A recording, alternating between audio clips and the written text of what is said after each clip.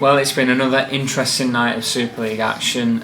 Wigan edging out Leeds at head in St Helens, getting a comfortable win over Huddersfield. We're going to discuss the Leeds-Wigan game I'm here with Paul. I think we've seen better quality games this season, if we're honest, but we were talking about this while we were watching it, that you couldn't really take your eyes off it, could you? And in the end, Wigan just about did enough despite all Leeds' pressure. Yeah, it's typical. It's a typical game in Super League. You rule out Saints, Warrington, Memphis now. Well, yeah, the quality's not always there, but it really is the excitement level. The game, it's usually in the balance till right at the end, and obviously it was only 3 points in it going in the last 5 minutes. And I mean, for all I think Wigan won by 9 in the end. That was that crazy try from Tony Clubb at the end that actually put daylight between the teams. But obviously the hooter had gone anyway, so the game was over. But yeah, it's a strange game. Just quickly as we go into the game, was that a try at the end? It didn't look like it. It actually, I said it to yourself live in play. I think he's dropped that before the line. But I think there's a chance the top of the ball may have just touched the line before he's let go of it. I think we'd probably have needed to see it from the side to tell for certain. But obviously he didn't go to the screen, and I think it all depends on what your view of that is, because obviously the game was won, the game was over. So I mean, the decision was never really going to matter, was it? But but I think you've got to get these decisions right. I think possibly with the ball coming out like that over the line, they probably should have took that to the screen. Yeah, no, I think it was short. And I think one of the big things in the game that'll probably get overlooked was a drop goal on half time. Now it might seem strange to think that made a difference, but Leeds got quite a few penalties on Wigan's line where they could have gone for the 2 and levelled it up, but Wigan were 3 points ahead, and that proved enough in the end. Well, to me, I mean, with the cherry and white glasses on, I was actually watching that in play. I was thinking, what are they doing? What's he doing? But when we actually looked at it, the game the hooter had gone. There was the last play of the half. You're not going to score a try from there. And yeah, as you said, I think a lot of Wigan fans this year have been critical of the way they've managed certain games, but that was certainly the occasion when they managed that really well. And yeah, that was crucial, because the 2 point difference at the end of the game, Leeds could have kicked a penalty to tie it up, send the game into golden point. But obviously with the gap then being 3, Leeds had to play on, and probably in the end that went a long way to getting Wigan the 2 points. Well, yeah, I think if Leeds had been 2 points behind, I think they would have actually gone for the 2, because they didn't. Obviously they've scored with that. They're trying the first half from Cuthbertson, but apart from that, they've struggled really to capitalise on the field position, haven't they? Because just you look at Leeds and you're looking at the halves, and you can't help but point the finger a little bit at them. Miller's kicking game wasn't all there. You've got James Donaldson trying things. You've got Harry Newman trying to crash over on the last tackle. It just seems like basic things. The ball just needs to go to a commanding halfback who's going to put in a good kick and get a repeat set or possibly a try. Get kicking on the third tackle. Yeah, it's. I mean, even the Merrin try second half. I mean, he finished it well, but I think you can look at really poor defence. I think possibly there's a Wigan try as well later on that the defence was poor, but yeah, the Merrin try. I think looking at the Sean Wayne teams, I think he'd have been scared to go in face Sean Wayne after conceding a try like that. That was really poor. But I mean, it's a good finish from Merrin, don't get me wrong. And he looked at one stage as he'd won the game with another try later on, which was rightly ruled out. Just could you re-mention that Merrin try, because for some reason in my head I'm thinking Leeds only scored once. But yeah, I mean, from a Wigan point of view, you've got to say that the tries they've conceded are really poor, but I think you mentioned that they managed the game quite well, especially at the end of both halves. Yeah, and apart from that, a lot of the time the goal line defence was quite good. Leeds did have quite a lot, but obviously they weren't kicking the penalties because the lead was 3. I think there was a lot of the time on the line, defending the line. They looked fairly decent, probably better than they have in a lot of games. But I mean, that was a slip for the Merrin try. That was poor, but. I think there was a couple of times they held Leeds up over the line, which that always, for me, that tells you that the team's working hard. Whether the quality's not quite there at Wigan, I've never really faulted the effort of the players this year, and that showed. I think if you're holding players like that, means players are getting back. The desire's there to improve. I think we definitely have that with Wigan. Mind, I think with Leeds, I think I think you can't really look at Leeds team. The players aren't trying. I just think the quality's not there at the moment.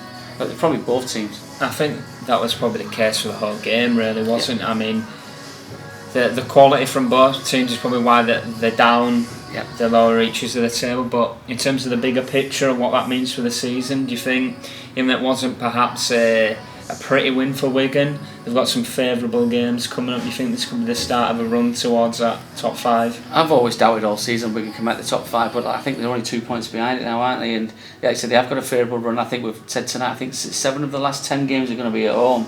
So that, I mean, they have got the chance to make the 5, which is crazy to say because I certainly don't think they deserve to. But I mean, at the end of the day, for 27 games, if you're in the top 5, you deserve to be. The way people will look at it, but yeah, I'm possibly starting to change my mind now. Say possibly they could sneak into that top 5, probably due to the failings of other teams more than the qualities in the Wigan side. And just from a Leeds point of view, we were speaking about Richard Agar. Now, you actually like Richard Agar, and I think he's doing okay. I think he's shored up the defence. They're still lacking in attack. They don't really look like they're ever going to pile on many points, but in terms of them now, it'd be interesting to see whether they're actually going to make a decision on Agar, whether they're going to come out and say he's got the job till the end of the season, or whether they're actually still looking for a new coach. Seems to have gone quiet on that front. But in terms of their position now, obviously they've lost that game. They've actually got some tough games coming up. Catalans, Warrington, St Helens are all to come in the next few weeks. And London have actually got some winnable games. So Leeds still in it for you, the relegation battle? But points wise, yeah, I mean, I don't think they'll go down. I think they'll get enough points towards the end of the season. But I think we were mentioning again, watching the game, I think, I don't think we were expecting London to win many games this year, but I think we probably didn't barter in the fact that they are playing on the I pitch down there. Yeah. We saw St Helens rest players when they went there last week. There's certain players in certain teams who aren't going to be risked. I think the other big teams that'll go down there, players who can be a little bit prone to injury are never going to be risked on there. So I think London probably could get a few more wins at home, and I think on Richard Agar, I think he's probably, I think he could be ridiculed at times. I think social media is not very kind to him, but he looks properly with the players, and I'm sure he's more of a training ground coach as opposed to a manager. I think he's worked well as a second in charge quite often at other clubs. I'd be amazed if he starts next season as Leeds coach. I do think they probably are now looking to see out the season with him, though the same way they did with Sinfield last year. We mentioned about Tony Smith going to Old KR. I think that could have been a fit for Leeds at the end of the season. Maybe if they weren't looking at keeping Richard Agar on, I don't really see anybody a higher calibre to come into the end of the season for Leeds than someone like Tony Smith. So maybe they are looking for Agar. Yeah. I think the one thing that could play into Leeds' hands with the new stadium being built, they did actually play, I think, for the first 4-5 games away from home. So the majority of the games are at home. So you would fancy them to pick up enough wins to stay up. Just going on to the other game tonight, we've not seen it yet, but St Helens have beaten Huddersfield 38 points to 2 to get back on track after last week. Saints now move further clear of Warrington, who go to Hull KR tomorrow. Do you think that League Leaders Shield is going to... I think Warrington are resting players as well, aren't they? Yeah, for the game at Rovers. I think probably already was. But I think Saints probably got a little bit of a shock last week. But they rested players. They were all back. I think we were saying they were all back tonight. They were all back tonight for Saints. So I think Huddersfield have been playing quite well recently. I've not seen too many teams beat them quite as quickly as what Saints have tonight. So I think that's done and dusted for me. The League Leaders Shield. Yeah, it's about for St Helens. Obviously, we know it's all about getting to Wembley and then obviously getting themselves to Old Trafford after the way the table's done with them last year. Yeah, and lastly, just a quick word on Huddersfield actually, because they could actually get dragged into it. There's a few teams that are flirting in the middle of the table, where I think the next few weeks will show whether they're actually going to be top 5 challenges or maybe fighting relegation. Where do you see them? I think there's a lot of teams like that.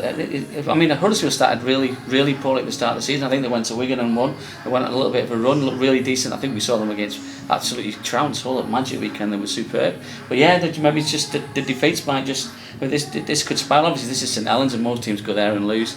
But it quite easily get dragged into it. Especially, like I say, if London can pick up wins at home, I think more teams are thinking, well, we're 3 or 4 point wins ahead of London at the time, but if they can keep winning games, and you say they go to Catalans tomorrow, apparently the forecast over there isn't very good, so that could possibly be a 50 game over there now if the weather's bad. If London can pick up 2 more points there's going to be teams that are going to start getting really worried. Yeah. Well, it's been an interesting evening, a big win for Wigan, albeit not in the best quality game. Leeds and Wigan fans, what did you make of the game? Let us know it in the comments, and don't forget to hit the notification bell.